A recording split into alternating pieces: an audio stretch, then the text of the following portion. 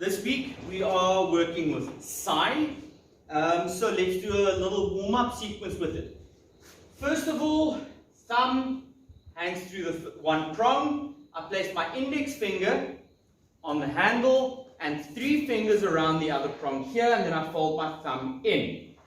Same with the other hand. I hang the Sai over the thumb. I bring 3 fingers in, index finger touch, and bring the thumb together. Right. Once you've got a good grip here, if you're facing the camera, my right is your left, my left is your right, your left hand punch. Check the pullback. It's against my body here. I'm not sticking the prong into my own body. I keep it flat against the body on the side, and I punch. And then we go 1, 2, 3, 4, 5, 6, 7, 8. Now I'm using no power. This is merely warm-up. And we just want to get the grip and the movement of the Sai, feeling comfortable with the weapon, going with this session here. Now what I want you to do is relax the grip on the side. Let it hang. All 4 fingers wrap around the handle, and I place the thumb against where the prongs meet the handle here. I'm not sticking it out through, because if anything slides down there, it's going to hit my thumb. I want it just out the way and on top. Now from that position, I want you to bring it in, just for now, touch your shoulder and hit out. So from the shoulder, hit out with the prongs vertical. So from here, now to bring this back, I bring the thumb through and I hang it around the thumb. 3 fingers around one prong, index finger against the handle, thumb folds around the fingers, and I punch. And then again, I let go, let it just hang on the thumb, 4 fingers grab the handle, thumb goes against where the prongs meet, touch your shoulder, and hit. And again, focus that the prongs here are vertical. Slide it through the top prong, your thumb, and then from here, just relax, let it hang around your thumb, 3 fingers around, thumb touch, index finger touches the handle, thumb folds over, and you've got a tight grip again, and we punch. So from here, now if you have that right, if you struggle with that, pause the video and get to grips with this movement first. Relax, hold, hit. Thumb through the top prong, relax, hold, press. Then with the other hand, relax, grab, hit. Bring the thumb through the top prong, relax, grab, press, fold. So once you've got that, come back and we start doing the punch and strike all in one flowing motion. So from here you punch, and you're pressing on the handle to press this against your elbow, you bring it in. This does not relax here, it stays firm against the arm. I relax my hands here, I bring my fingertips around, and I strike. Then I bring it back and I punch. I bring the whole side to my shoulder. Only at the shoulder, like a vampire's cloak here. Goes around the handle, and as if this part is cutting my skin. Here, I strike out. Bring it back, punch, hit, punch, hit. 1, 2, 3, 4, 5.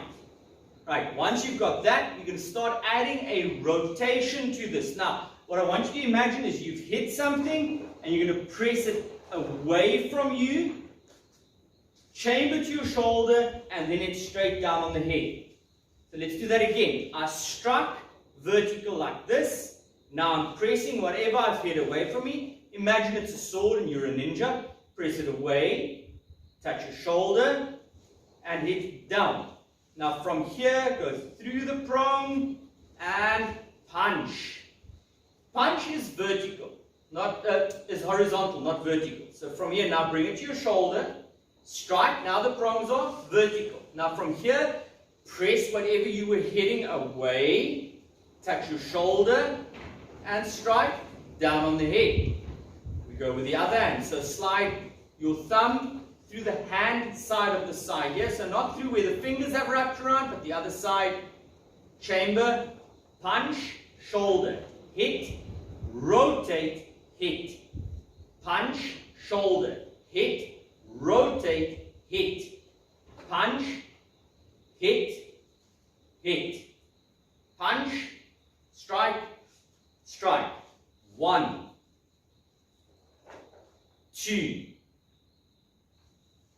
3, 4. Right, once you've got that right, later on this becomes more of a controlling movement than an actual strike, but for now, just visualize you are blocking and hitting someone. But that would be a very inefficient way of using the weapon, but we can get to the applications behind this at a later stage. So just now when you've hit down here, I want you to turn the side down, bring it around your head, and then from behind your body here, strike down again. Punch. From the shoulder, hit. From your shoulder here, hit. Now turn the side around, bring it around your body, and strike. Chamber. Punch. Hit. Rotate, hit. Over there, hit. Punch. Shoulder. Hit. Rotate. Hit, pull it down, around the head, hit, 1, 2, 3, and 4.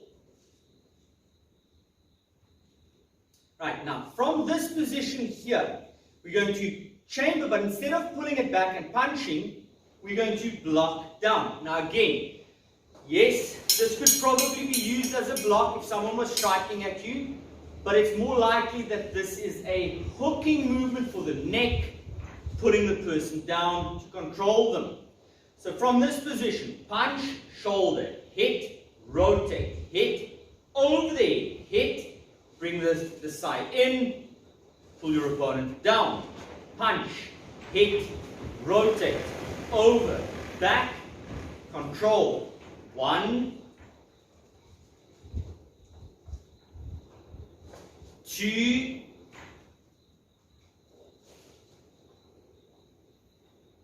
3, and 4.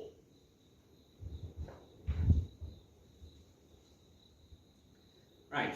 Once we're here, we're going to work on something completely different, so it doesn't necessarily follow on this movement. So from the block here, I want you to relax the side and grab, as if you were striking. Now what I want you to do is think swatting a fly away from you. So just a quick flick, like a cat flicking its tail. But keep the side horizontal, the prong horizontal here. You don't want to turn it like this. It's not a strike. You're just clearing or cutting through eyes or making someone blink or just swatting something away here. Your next movement, bring the side down and strike. Watch, now the side is upside down. I'm not striking out like this. I'm striking, imagine striking down to the leg with the side turned upside down. Then bring it back and we punch. So we go to shoulder, we hit, we rotate, we hit, we go over the head, we hit, we block down. We relax the side here, we swat away, we turn the side around.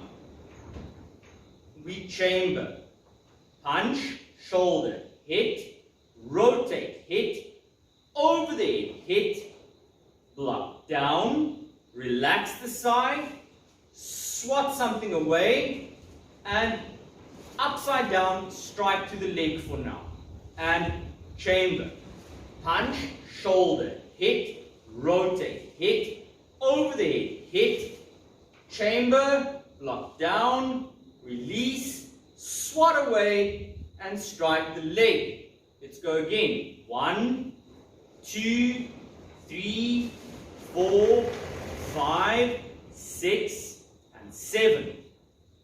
Punch, hit, rotate, over, block, swat away, and strike. Now this is not actually a strike, but for now it's easiest to just visualize a strike. So, 1,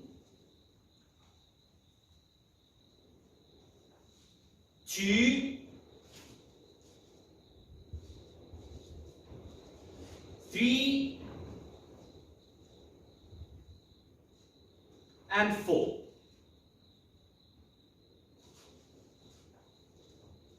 Right, so from here the combination can go further, but we're going to stop at this point here. Let's now move over to our dummy, where we're going to start exploring what each of these movements mean. Let's first look at basic punches. The butt end of the Sai here, a good place to aim any bony areas. You don't want to take the solid part here and really impact fleshy areas of a person. That's more for the stabby part of it. So the butt end of it, nice spot, is the head, cheekbones, where you can just punch.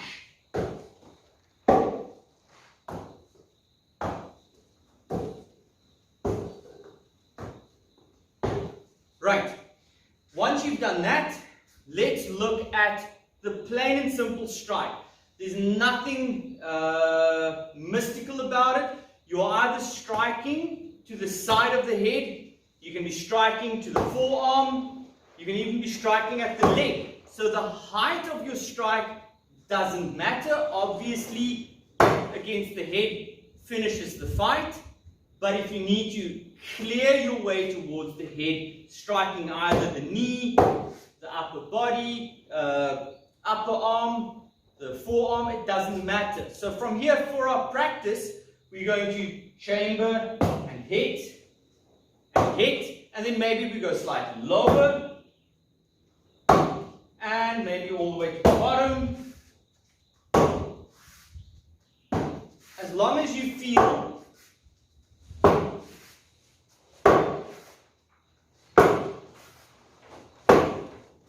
that you've got control over your weapon.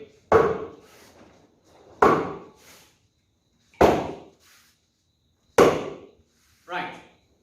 So once we've gone through our punch and striking part of the combination we were working on, our next movement is rotating to the shoulder. Now, to understand this, let's say I'm putting pressure on someone's weapon or arms.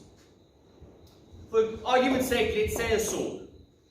Once I've struck that, I want to clear that movement, and I want to keep that object, and I want to keep pressure on it so that I can move and finish with a strike.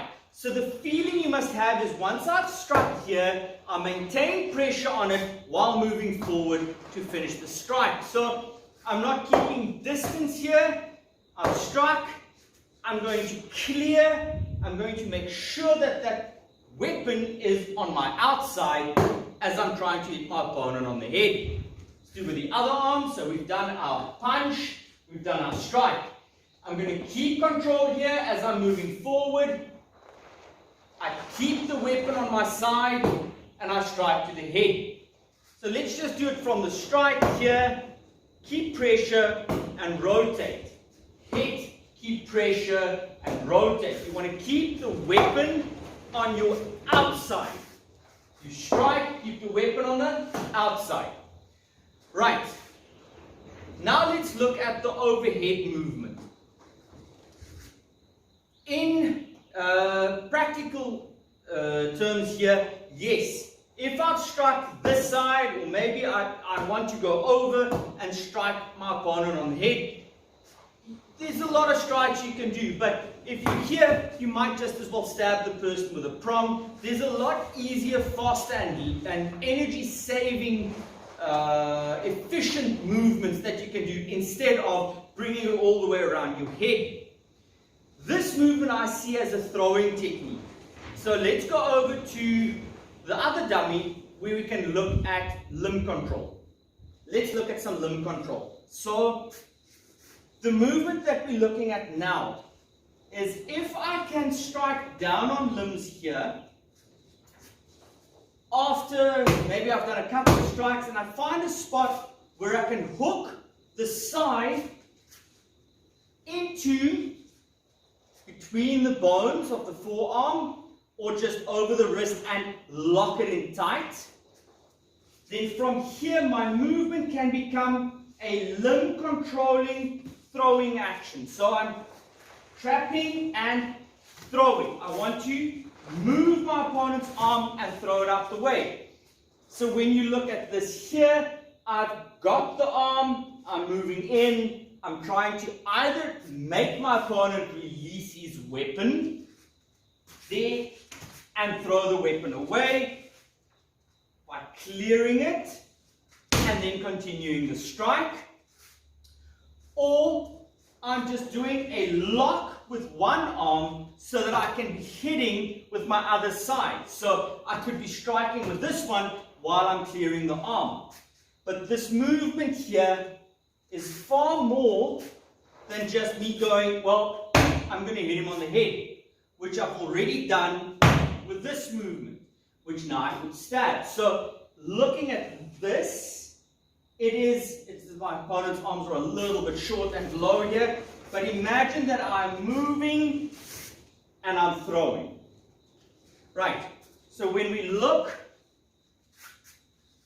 at this, think controlling your opponent's limb and popping the arm out of its socket. Right, now let's look at the pulling down movement here. It's a bit difficult against the wooden dummy here. There's not much I can pull down here. So what I'm going to do, I'm going to do it against the double-ended bag to give you a kind of idea of what we're working on. So looking at the double-ended bag here, maybe we've done a strike, we've hit the guy, and we find an opportunity to push this into the neck.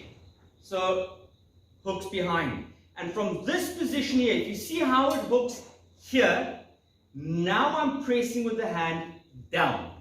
So what I want you to imagine when doing this is that you are hooking the neck and then pulling it down, finishing with another strike, but I'm pretty sure hooking behind the neck makes you in a dominant position here. So from here, hook behind the neck and pull down. Other hand, hook behind the neck, and then from here you're going to do a stomach block. So you're going to pull all the way down. Hook in and pull down. Hook in and pull down. I don't want to break the double-ended bag here, but imagine pulling all the way down and ripping apart whatever you can with the prong. The final movement we're looking at was the up and down movement. Now in the kata, 1, 2 is followed up by a turn, 1, 2, and then we're moving forward and punching. So in the kata, once I've done the turn here, I'm stepping and I'm hitting. And we're going to kind of apply that at this point here. If my opponent is drawing a sword, now remember from what time period this comes from. They were fighting people who had swords. Now, I'm not claiming that this can beat someone slicing and dicing at you with a sword. If it's a master of a sword, that's highly unlikely. But if you could stop your opponent from either drawing the sword or alternatively flick the sword away and control the dominant hand, so in this case the right hand, that would mean that if the sword was out here and I had my size down here, I would flick the blade away and immediately come down with this and hook the prong against my opponent's dominant right hand. Now yes, he could probably swap the sword to his left hand, but if I am fast enough, this gives me time to punch my opponent in the head. So you cannot do this and expect a miracle and now you don't have to do anything else. Flick the sword away. If you're lucky, that worked. Hit against the controlling arm, the right arm. Dig the prong into that arm, maybe even stab into the leg. You have control over that arm. For a split second, your opponent is caught off guard and you can knock them in the skull. So this is what this movement here means. It is not are better ways of hitting, which is just smashing your opponent in the skull. But if you think of clearing a sword, of getting that sword away from you, from the bottom here, take the sword away from you, immediately control the outside of the arm, dig the prong in, and then close the distance and strike your opponent in the face. Right, that concludes our basic look at Sai's. Hope you enjoyed it.